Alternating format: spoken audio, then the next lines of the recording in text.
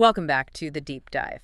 Today, we're talking about something you probably associate with the gym, with weightlifting. We're talking about creatine. We are, but we're taking it way beyond the gym floor. Right, because everyone knows it for muscle, for performance, but our mission today is different. We're looking at its potential for the brain. Specifically for cognitive health in an aging population. So anyone aged 55 and up, we've dug into a new systematic review called Creatine and Cognition in Aging. And it provides a really fascinating, though I should say preliminary answer. So let's start there. What's the main takeaway from the review? The core finding is that the evidence is, it's still limited, but, and this is a big but, there's a consistent signal. A signal? Yeah, the data suggests a promising link. It seems creatine may be associated with cognitive benefits in healthy older adults, but, and this is crucial, it's not a broad global effect. Okay, so not an all-around brain booster. Exactly. The benefits pop up in very specific areas, mostly memory and attention. All right, let's unpack that. To really get it, we need to set the stage. Why is this even a question we're asking right now? I mean, the context of global aging is huge here. It's everything. The demographics are just staggering. The number of people over 60 is set to double by 2050. We're talking going from 12% to 22% of the entire global population. Wow. And with aging, naturally, comes some decline, not just physically, but cognitively. Things like working memory, your attention span, they tend to decrease. Which brings us to a concept I find so compelling, this idea of the muscle-brain axis. Yes. It's this powerful connection that says physical resilience is tied directly to mental resilience. So maintaining your muscle mass isn't just about avoiding frailty. It's foundational for your brain. We know that sarcopenia, which is age-related muscle loss, is strongly linked to faster cognitive decline, especially in what we call executive functioning. Your ability to plan, to adapt. Precisely. So if creatine helps the muscle side of that axis, it might already be helping the brain indirectly.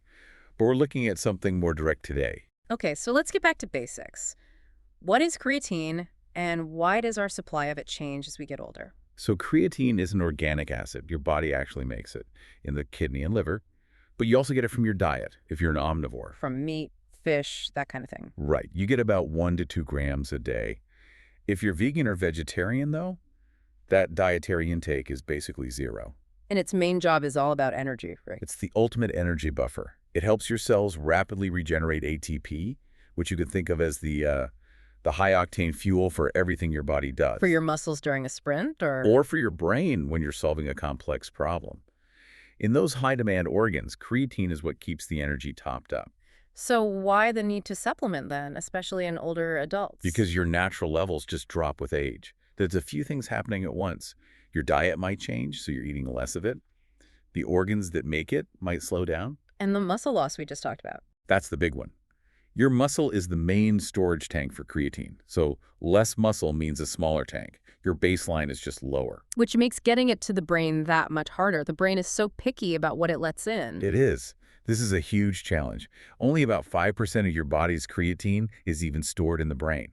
And to get there, it has to get past the blood-brain barrier. Through a special doorway. A special transporter, exactly. Yeah. Think of the blood-brain barrier like a really exclusive VIP club with heady security.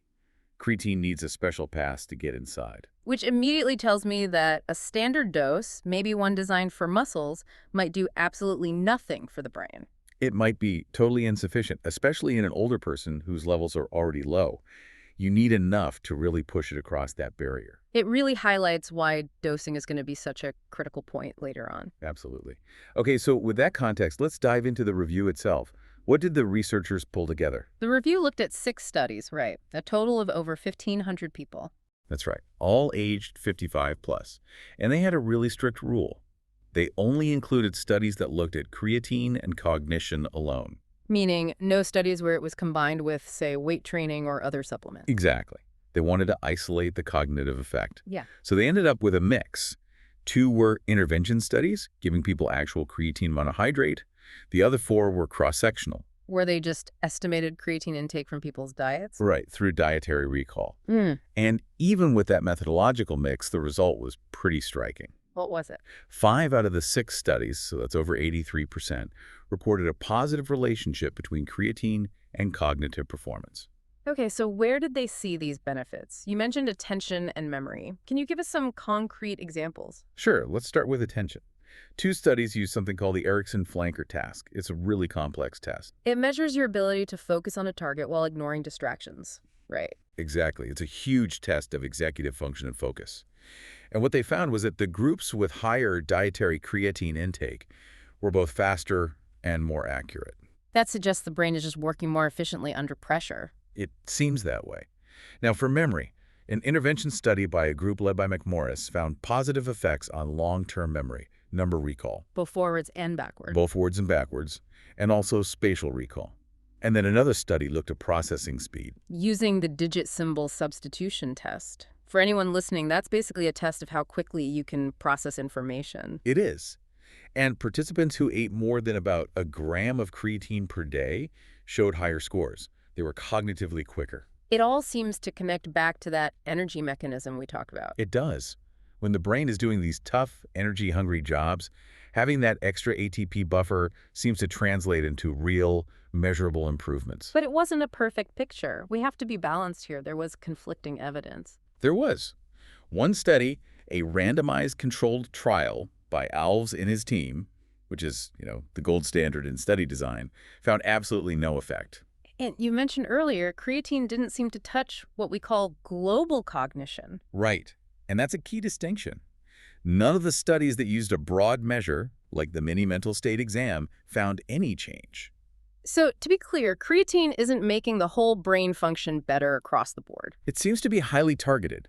It's like it provides extra energy for the brain's peak performance on tough tasks, rather than changing your baseline function. Okay, so if 83% of the studies found something positive, why isn't the review's conclusion more definitive? This gets us to the heart of the deep dive, the limitations. And this is the major roadblock. The methodological quality of the evidence was just low. How low? Only one study was rated good, 2 were fair, and 3 were poor. Not a single one was rated excellent. And that's mostly because of the study design, right? So many were cross-sectional. Exactly, 4 of the 6. And the problem with a cross-sectional study is it's just a snapshot in time. It can show you that people with high creatine intake also have good cognitive scores. But it can't tell you if the creatine caused the good scores. It fails that critical test of causation. There are just too many other factors, what we call confounding variables. Like what? Well, think about someone with a high creatine diet. They're eating a lot of meat and fish. They're also getting high-quality protein, B vitamins, omega-3s. All things that are great for the brain. They might also exercise more or be more socially engaged. All of it. And these studies just can't filter all that out. We need long-term intervention trials to really isolate creatine's effect. And even with the 2 intervention studies they did have, the methods were completely different. All over the map. One was a 24-week trial, which is a good length. The other was just 7 days. 7 days? That's barely enough time for creatine to get into the muscles, let alone the brain. It's just not comparable. It makes it almost impossible to draw any firm conclusions. Which brings us back to what I think is the most important insight from this whole review, the dosing problem. This is the critical takeaway. Both of the intervention studies used what's called an absolute dosing strategy. Meaning everyone got the exact same amount. The exact same pill. It didn't matter if you were a 120-pound woman or a 220-pound man. It didn't matter what your muscle mass or baseline creatine levels were. That seems completely illogical. It is. The heavier person, or the person with really low starting levels, might not have gotten nearly enough to make a difference, especially for brain uptake. That one-size-fits-all approach is likely why we see so many no-effect results in the research. So if we're going to see a real effect, researchers have to change that. They have to. The future has to be a relative dosing strategy. The dose needs to be tailored to an individual's body weight, so a certain number of grams per kilogram of body weight. A personalized approach. It's the only way to ensure enough creatine is getting into the system to actually reach the brain and do its job. Okay, so let's move from the flaws to the promise.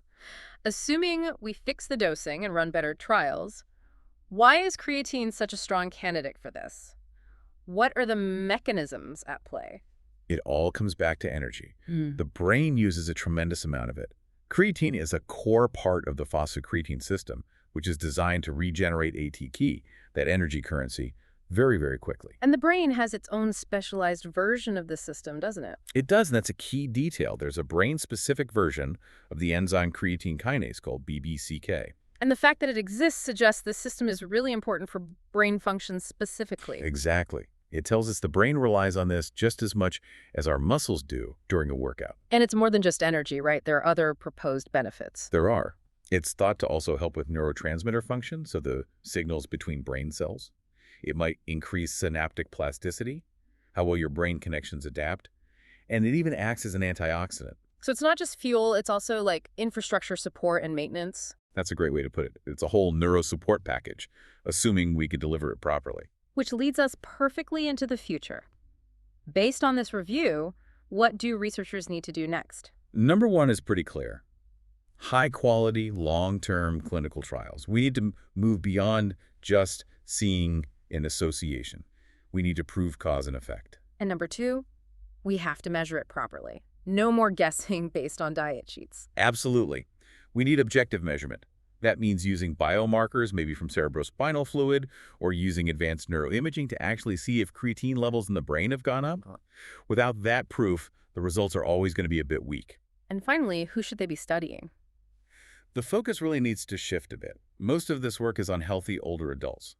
But earlier research suggests that people who are already under some kind of cognitive stress, say someone with mild cognitive impairment, might get a much bigger benefit. Because their brains have a bigger energy deficit to begin with. Exactly. The benefits are likely magnified in populations that are already under stress. Okay, so let's bring it all together. What is the final synthesis for you? Look, the link between creatine and better performance in memory and attention is promising. It shows up again and again, but the evidence we have is just too low quality right now. It's held back by poor study designs and, most importantly, by flawed dosing. The potential is there, but we haven't proven it conclusively. Not yet. And here's a final provocative thought for you to take away from all this. If we accept that our creatine levels drop as we age, and that the brain needs this specific kind of energy support, then the question isn't really if creatine helps anymore. The real question is how much and for whom. The big shift has to be moving away from this old model of one pill fits all. Towards that personalized relative dosing strategy, tailoring it to the person. That's the innovation needed to unlock creatine's full potential for the aging brain, moving from population averages to individual metabolism. That feels like the future for so much of this kind of research. Thank you for walking us through this. It was a fascinating deep dive. My pleasure.